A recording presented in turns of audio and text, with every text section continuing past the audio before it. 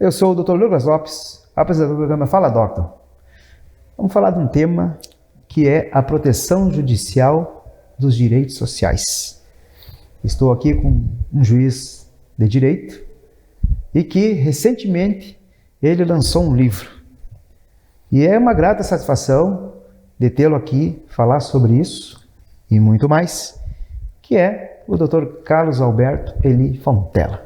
Dr. Carlos, é um prazer tê-lo aqui no programa Fala Doctor e falar sobre essa proteção judicial dos direitos sociais.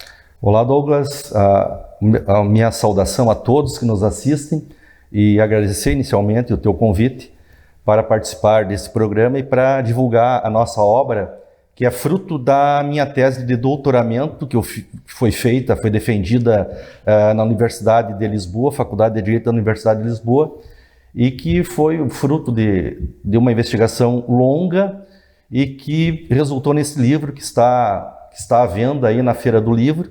E vamos falar um pouco sobre o nosso tema, né? Sim. O meu tema é a proteção judicial dos direitos sociais, né? É um tema ligado à atividade jurisdicional, à atividade de juiz, e que eu muitas vezes tive que enfrentar essa situação, né, de ser levado um determinado pedido ao judiciário, né, de medicamentos ou de vagas em escolas, todos esses pedidos voltados, tendo a ver com os direitos sociais, né. Uhum. É uma questão muito importante que nós devemos trazer aqui, né, para todos os telespectadores, é a questão dos direitos sociais, como eles se desenvolveram, né? No Brasil, os direitos sociais já estavam previstos na Constituição de 1934, também na Constituição de 46, também na Constituição de 67 e na Emenda de 69.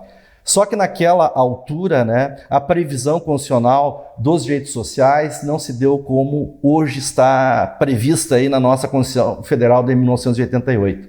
Os direitos sociais eram apenas promessas, não eram efetivamente direitos, promessas que o poder político, tanto o poder legislativo quanto o poder executivo, iriam implementar os direitos sociais. Já houve uma virada muito grande em 1988, quando os direitos sociais passaram a ser verdadeiros direitos fundamentais da Constituição brasileira, e com uma questão muito importante: o direito à educação, o direito à saúde, o direito à alimentação, o direito à moradia, com diversos outros direitos sociais previstos no artigo 5º, podem, em alguma medida, serem exigidos judicialmente. Ou seja, se aquela promessa não for cumprida, o cidadão, né, que precisa de um medicamento ou que precisa de um leito hospitalar, e isso não chega a ele, né, pelo Estado, ele pode buscar o poder judiciário. Então, como eu ia falando, no início, logo com o advento da Constituição de 1988, essas questões envolvendo os direitos sociais, envolvendo a saúde e a educação, principalmente, chegaram até o judiciário, né? Era uma demanda que estava, de fato, reprimida, porque antes da Constituição de 1988, né, muitos devem lembrar, principalmente os mais antigos, digamos assim, né, aquele que trabalhava, que tinha um emprego, ele tinha uma assistência de saúde pelo INPS, antigo INPS, né? Uhum. que os mais jovens certamente não lembram e não ouviram falar, né? E as pessoas que não tinham vínculo empregatício e que tinham condições econômicas tinham assistência à saúde, e as pessoas que não tinham emprego, que eram informais, tinham que se valer eventualmente das santas casas, de algum serviço assistencial e filantrópico, né? Com a Constituição de 1988, tudo isso mudou, e no aspecto relativo ao direito à saúde foi criado o SUS, né? Por quê? Porque a Constituição assim exigiu e disse que a saúde é um direito de todos. Só que essa interpretação aí do direito à saúde, especialmente, do qual nós estamos falando agora, essa interpretação foi mudando no Poder Judiciário no decorrer do tempo. Inicialmente, logo quando a Constituição Federal foi promulgada, a nossa Corte Maior, o STF, o Supremo Tribunal Federal, essas questões chegaram até o Supremo Tribunal Federal e a atitude do Supremo foi uma atitude contida, passiva. Dizia, se não está na política pública ou se o Estado não está prestando uma determinada prestação à saúde, o Poder Judiciário não pode interferir nisso, porque é uma política pública, o Poder Judiciário não pode se imiscuir na conveniência da administração pública, na conveniência do legislador, na conveniência do Poder Executivo. Então, uma jurisdição bastante contida, que, de fato, depois se viu que estava em desacordo com o que dizia a Constituição, né? Posteriormente, já no início do novo século, dos anos 2000, a postura do STF passou a ser uma postura diferente. Mudou praticamente do 8 para o 80. Se antes não concedia, começou a conceder toda e qualquer prestação de saúde. Claro que exageram nisso, mas era mais ou menos isso. Todas as demandas, principalmente na área da saúde e da educação, que vinham até o Poder Judiciário, tinham a chancela judicial. Só que isso também trouxe uma outra discussão, né, do Poder Judiciário se imiscuindo nas políticas públicas, que o juiz, por não ser eleito democraticamente, não poderia ter esse tipo de interferência, e depois de um tempo para cá, isso já faz mais de uma década, a jurisprudência do Supremo passou a ter uma postura mais reflexiva. Ou seja, temos que ter alguns critérios para deferir um medicamento, para deferir um determinado tratamento, né? Não sei se o Douglas deve lembrar, na chamada pílula do câncer, né? Que não era medicamento, nem era medicamento, né? E veio aquela questão, a fosfoetanolamina, né? E que, enfim, era procurado junto ao SUS, junto ao Serviço de Saúde, e não era concedido essa substância, não falo substância porque não era medicamento na época, e mesmo assim o Poder Judiciário deferiu várias liminares, né? E depois se demonstrou que, diante da medicina baseada em evidências, que não era um medicamento, não tinha passado por todos os testes ainda, e mesmo assim acabaram sendo concedidas. Depois houve uma reviravolta e a pílula do câncer não foi mais deferida pelo Poder Judiciário.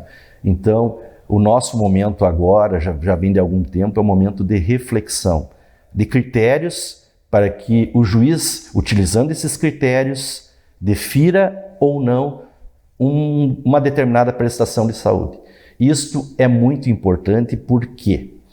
Porque, como nós sabemos, né, o Estado, há limitações no Estado, há limitações orçamentárias, e não só por isso, né, o Poder Judiciário deve deferir uma prestação de saúde que tenha sido testada, que tenha evidência científica, e não deferir toda e qualquer prestação de saúde. Então nós estamos nesse momento, no momento mais reflexivo, de formação de critérios para deferimento de prestações de saúde, ou mesmo, podemos falar, prestações envolvendo o direito à educação e tudo mais. Então, o meu trabalho foi voltado para isso, de investigar todas essas questões, de investigar como o Poder Judiciário estava decidindo quando estava em causa, né, estava em debate os direitos sociais e os direitos que mais têm vindo ao Judiciário, são as prestações da saúde, que nós sabemos das deficiências que temos, né, e também prestações na área da educação. E, doutor Carlos, relacionado à saúde, o nosso meio, os remédios estão cada vez melhores, né, trazendo aí situações até mesmo de cura, mas que o custo é muito alto. E tem remédios, por vezes, que eles vêm de fora. Sim. Né? E, claro, Brasil, né, muitas pessoas não têm condições de comprar, muitas vezes até feito vaquinhas, ou sim, né, situações, né, o pretinho básico faz muito isso e tudo, né? Mas existe aquela situação da balança do direito social e do custo financeiro do governo, onde o que menos eles colocam o dinheiro é na saúde. Então, para vocês é muito difícil, é uma briga de foice, né? Porque vocês querem o bem, né, do cidadão, fazer com que ele seja atendido, né, que tenha esse remédio, que seja curado. Então, são situações muito melindres. É uma situação bem difícil, são casos difíceis, né? Aqui eu queria também ponderar que há várias ações que aportam até o Poder Judiciário, que envolve, no caso, medicamentos, né? Trazer o exemplo dos medicamentos. Sim. E que o não fornecimento do medicamento é uma questão até muitas vezes fácil de se decidir, que não entra nessa questão que tu mencionaste agora, né? Então há muitas situações em que o medicamento está na política pública, sim, mas não é fornecido por algum tipo de falta de gestão ou falta, enfim, né? Nessas questões são questões de fácil solução para o juiz decidir e deferir. Agora, outras questões são de medicamentos que não estão na política pública, que normalmente envolvem medicamentos mais caros, mais novos, né? Isso. A colocação ou não de um determinado medicamento na política pública, ela é aprovada pelo governo, tem um órgão específico, a Conitec, que avalia os diversos medicamentos, faz o cálculo do custo-benefício do medicamento, porque se há de um lado essa questão aí da pessoa que precisa, também ao lado da finitude ou da limitação dos recursos financeiros, né? Sim. E nesse sentido, a Conitec, que é o órgão do governo que faz esse estudo, que vê um determinado medicamento novo, quantas pessoas ele pode atender, como nós podemos adquirir esse medicamento, ver uma relação de custo-benefício do medicamento. Mas há situações, principalmente envolvendo doenças raras ou um medicamento novo, e que essa situação pode vir ao Poder Judiciário, e o juiz, analisando o caso concreto, a questão financeira, claro que é uma questão importante, mas não é uma questão intransponível. Não é uma questão intransponível, claro, né?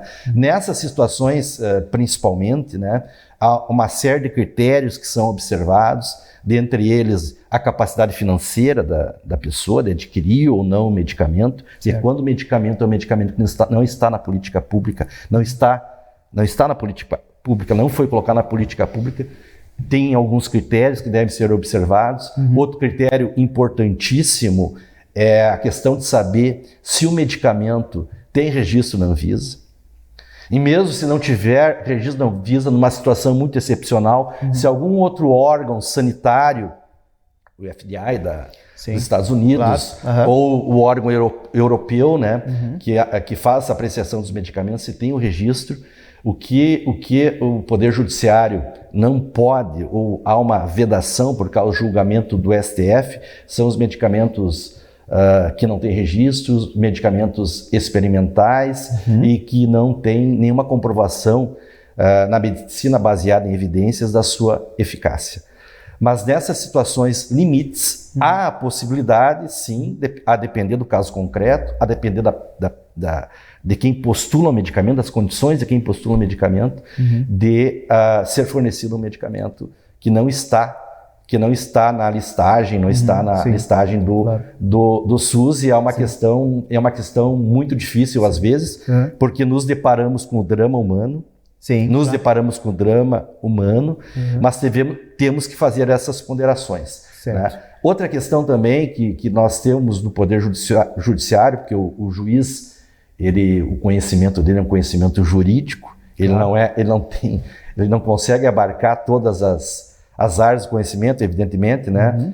Especialmente, enfim, das mais diversas áreas, né? Às vezes um determinado fato, para ser iluminado e para que o juiz possa decidir, a luz do direito não é suficiente. Eu preciso de quê? Da luz da medicina, a luz da ciência, se é um caso lá de engenharia, a luz da engenharia, assim por diante. Então nós temos no Poder Judiciário um órgão composto por médicos, por especialistas, Claro. que quando há um pedido de um medicamento que não está na listagem do SUS, eles analisando também o caso concreto, Sim. nos informam ali se é baseado na medicina, baseada em evidências, se é eficaz ou não, Sim. se há algum outro tratamento que está na listagem do SUS e não foi ainda providenciado, e dentro dessas ponderações da situação da pessoa, se o medicamento é eficiente, é eficaz, se tem registro na Anvisa, o juiz vai decidir. O juiz vai decidir. Então, mas de fato, essas questões bem pontuadas por ti, Douglas, que envolvem medicações de alto custo, medicações que não estão na listagem do SUS, são casos difíceis. Bem específicos. São específicos, a depender da situação concreta, podem ser deferidos ou não. Não, exato. Viu como é bom trazer? Né? Pessoas que têm esse conhecimento, e vocês recebendo todas as informações. Teremos ainda o segundo bloco. Daqui a pouquinho estamos de volta. Até breve.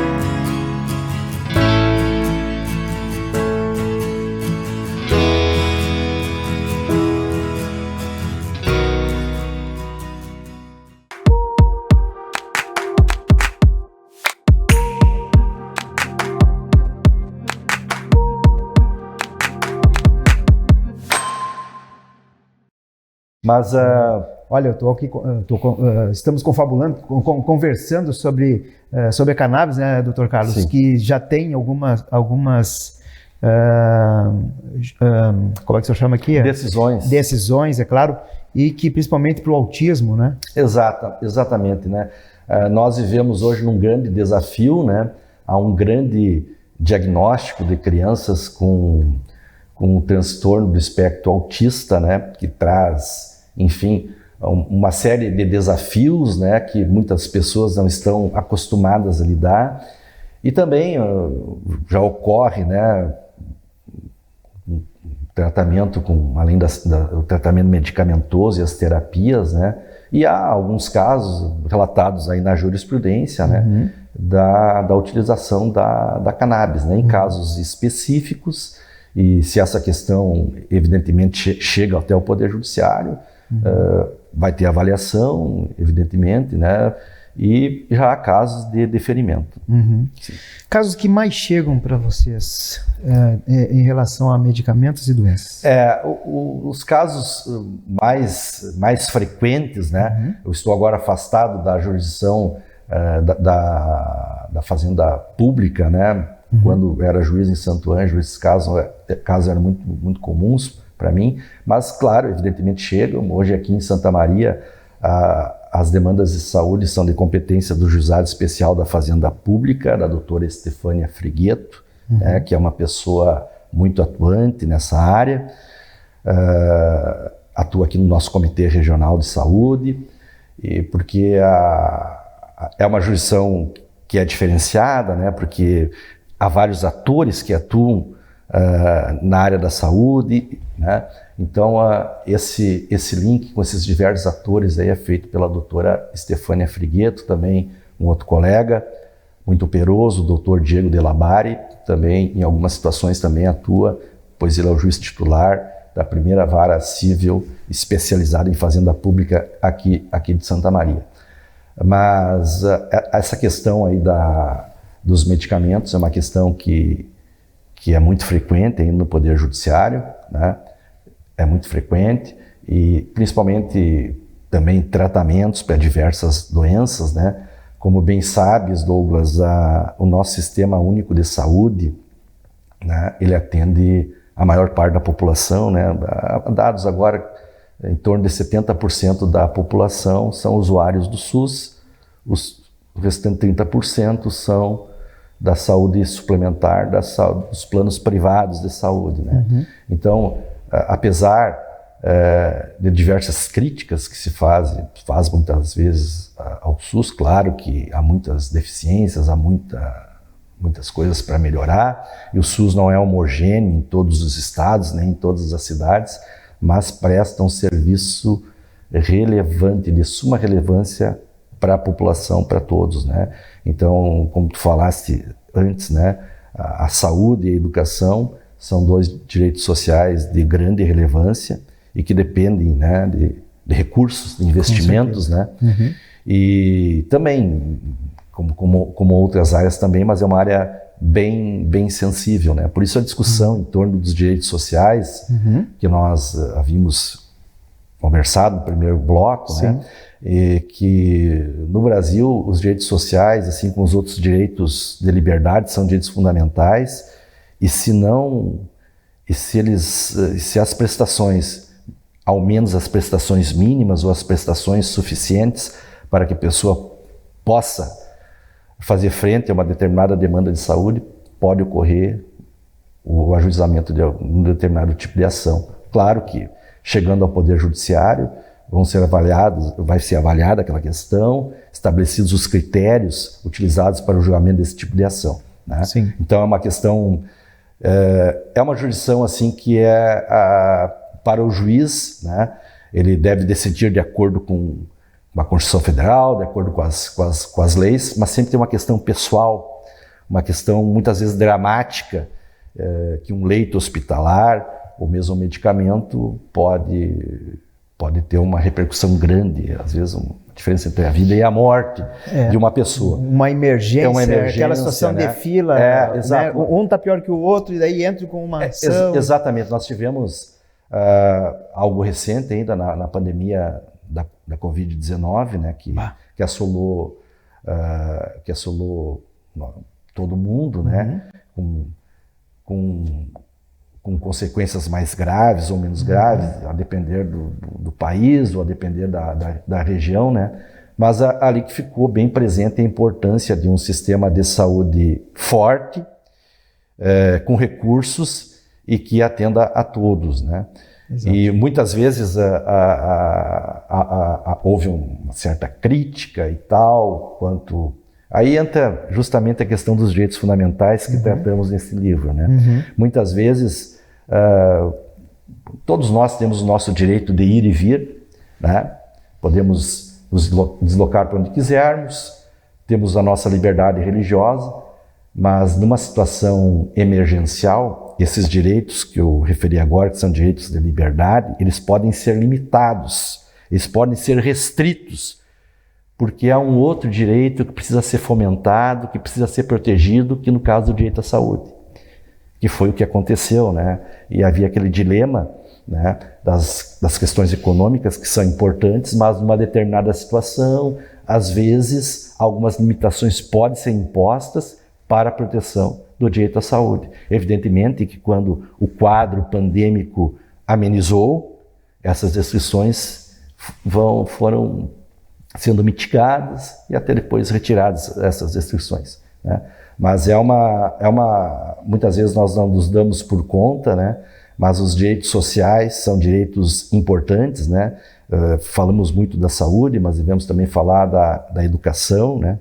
Na nossa Constituição Federal está previsto como regra que a educação básica deve ser providenciada pelo Estado, né? Então, nós devemos também fortalecer a educação pública para que todos tenham as mesmas oportunidades, um padrão de ensino parecido, né?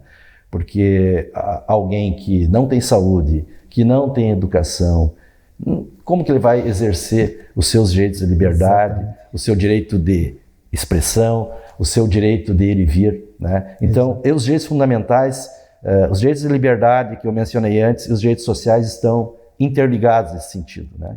Porque para nós desenvolvermos o nosso projeto de vida boa, o nosso projeto de vida, eu quero estudar para, enfim, fazer uma faculdade tal, vou me dedicar a um determinado ofício, ou eu quero adquirir um determinado bem, ou eu quero viajar, ou eu quero construir família. Todos esses projetos de vida precisam de um mínimo de educação, um mínimo de saúde, um mínimo de alimentação, enfim, né? Então, os outros direitos não podem ser exercidos... Necessidades básicas. Né? Se as pessoas não podem usufruir das necessidades básicas que todo cidadão tem, os demais direitos também ficam prejudicados. É verdade. Doutor, agora chegando no final do programa, já é de praxe o entrevistado deixar uma mensagem para esse público que está nos assistindo.